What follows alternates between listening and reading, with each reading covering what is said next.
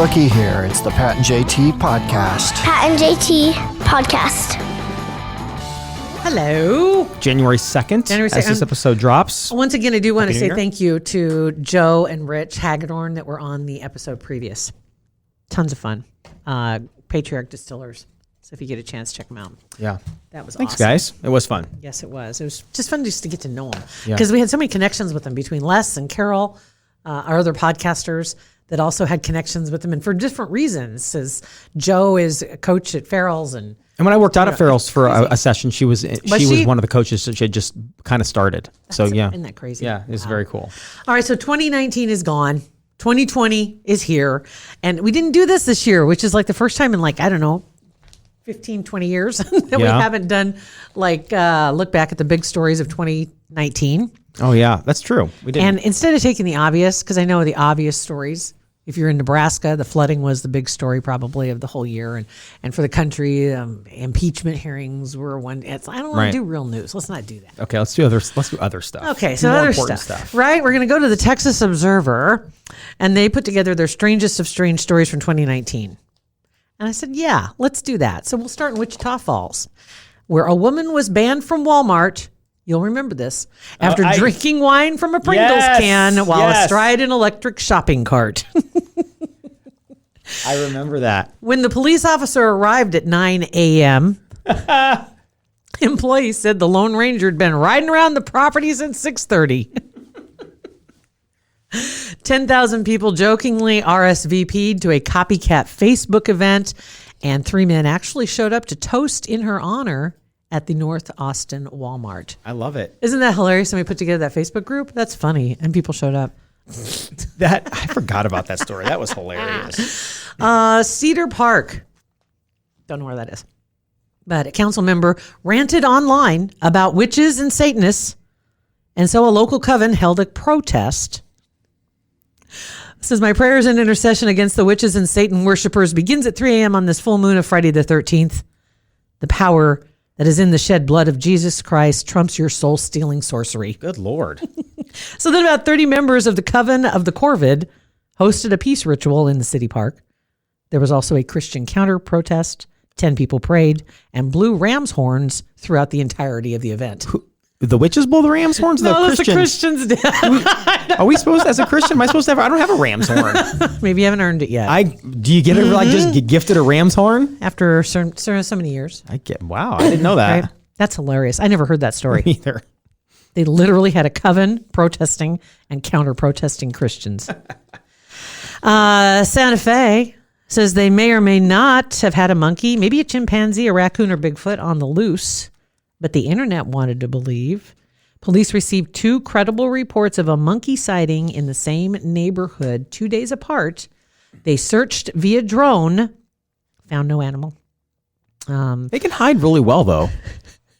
I think it's hilarious. Do you remember, what was it that was running around down in Florida? Oh. And it had a Twitter account? Was it a little monkey? It might have been a monkey. I don't remember. It was a few years ago. I don't remember. Yeah, it might have been a monkey, like a chimp or something, chimpanzee. Remember that cow that was running around here for a while? Yes. It was just like it would just show up in people's yards, and then they'd go out and look. It was the fastest, most ninja-like cow. See ya. Cows are fast. Yeah. They really are. It's deceptively so. It's the name of today's podcast, by the way. Cows are fast. Well, this little whatever it was did end up with a parody Twitter account, and it said, according to the animal services director there, aside from the great peacock escape of 2016, I don't think Santa Fe's dealt with such a national stage before. Okay. There at not Zorinsky, Wearspan. There's that Chalco Park in Wearspan Lake. Yeah. There is an elk on the property out there. Really? Yeah, and there is on the Nextdoor app in our neighborhood. Somebody posted some pictures. Oh my! And it was an elk, and I'm like, well, elk? They don't live this far east, and so. But yeah, legit. They showed exactly where this elk. There are pictures, multiple pictures of this, and it's an elk. And they think it got out of the game prairie reserve? Park, whatever that is out by Ashland. When you drive through.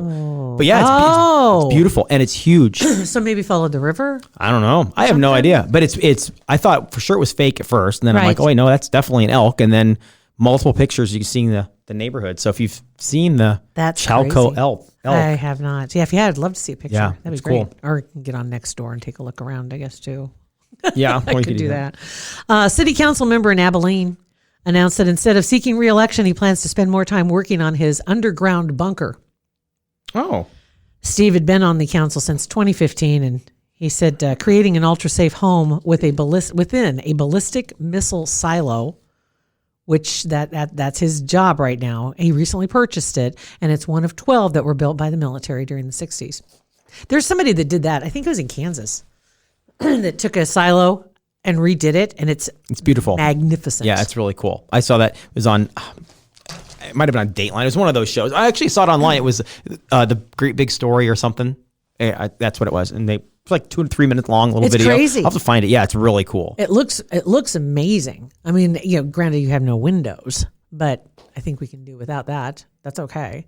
But yeah, I started watching the show too this weekend, or a few days ago, I guess actually. But it's Unexplained with William Shatner. I've heard of that. It's good. I started with season 1, episode 1, and there's some things in there that I was blown away. I'd never heard these stories before, and there was a couple others that were brand new, or that had been around for a while. But there's some really good ones. And then there's another one, In Search Of, is another show that's really good. And the one that I woke up to, as a matter of fact, this morning, because I left the TV on, and that's how I found this show, because it just rolled through. It showed the sinkholes across the world. Yeah. And kind of studying each one of them. And there was one sinkhole in Missouri that was on a golf course that's owned by the guy who founded Pro Bass. Bass Pro? Bass Pro, whatever Like it is. Pro Bass is I'm thinking that- Cabela's, and I knew that wasn't right. Like Pro Bass. Pro Bass, Bass Pro. Whatever, same thing. Whatever. Anyway, outdoors guy. But he has this Arnie Palmer designed golf course down there in wherever his area is, southern Missouri. And one day they woke up, went to the golf course, and the lake was gone. Oh, just went Drained away. the entire lake. And Wow. so he, being of means, decided he wanted to investigate this more. And they did some excavation around all this loose dirt that was down in there, trying to figure out where the water went, how the water got out. Because Right. there is this sinkhole was a little different, but all the water was gone. But there had to be a place, a cavern, that this had to have gone out to. So they excavated like hundreds, if not thousands, of truckloads of dirt from these rock formations that were under the ground, and nobody knew they were there. It was amazing. So did they find the water? Not yet. Oh, that's weird. They didn't know where it went. But then it showed someone like that one in Guatemala City that took out that huge It's just circle. like, it's almost a perfect circle. Yeah, it's weird. And I think a few people went down with that one. Yeah. And wasn't that other one in Missouri also, or was it Kansas? The house? Florida has a ton of them. There was Maybe it's that one. Florida. There was one in Florida where the guy was in his room Yes. and they They couldn't get to him. They thought that he was probably still alive in there, but there's nothing they could do. There's no way to get close to them. It's just amazing. But Yeah. they showed the areas that were susceptible. Nebraska doesn't have an area, which I got to thinking, I'm like, we have this whole aquifer underneath us, for God's sake. How do we not have an area? Yeah. How are we not sinking? But it talked about how they believe they're formed, and there are a couple of companies that actually can go out and test the ground and dig down through the clay and the sand and hopefully get to some type of a limestone base and test it to make sure that it's secure in that area. But Iowa has them, Wisconsin, Missouri, Kansas, Colorado. But not us. I mean, come on. We're fine. Yeah, I'm sure. I'll go for that. So anyway, just a couple of shows for you to check out. Let's see here. What else do we have? Corpus Christi had a hit and run driver led police on a low speed chase because he was on his John Deere tractor. Allen backed into a van with his tractor and then fled on Highway 77. Took an hour. He had his camo on too, and he finally drove into a field and they surrounded him. The cops got Suppose they him. could find him. Where'd that guy go? Just ran through the ditch and he's So gone. dumb. That is I know, so, it's so dumb. stupid. Such a dad joke. So dumb. There was a meme, a picture of a couple at like a Denny's eating. He was head to toe camo, and she was next to him in normal clothes, and he was drinking coffee. Mm-hmm. And the text on the meme was like, "It's so sad to see someone eating by themselves." I laughed for a week and a half. Did you send that to Rob McCullough? Yeah, I need to. I know where I found it. It's funny. Make it, yes, please do. San Antonio, a pair of hikers in Government Canyon State Natural Area called 911 because they said an animal had been following and growling at them. They're now taking refuge. They climbed up a tree. Park officer arrived, and according to the Texas game wardens, they found the couple flinching at the source of the threatening noise. The sound of cars passing over rumble strips on a nearby road. That'll get you. That'll get you. They probably thought they were deeper into the fort, that a road was right there, but you couldn't see the road. That's awesome. How embarrassing. Scary, yeah. Man testing the limits of Petco's all leashed pets allowed policy. Oh, God. What pet did he bring in? A steer. A 1,600-pound steer. Jeez. A therapy steer? A therapy steer, apparently. Shelley is the man, had his 14-year-old Watusi, and they walked right in through the sliding doors. He tilted his 9-foot horn sideways. Good Lord. He had to take out all the aisles. Right? Are you kidding me? So they kick him out, I wonder? They said that pretty much everybody lined up to take pictures. I bet.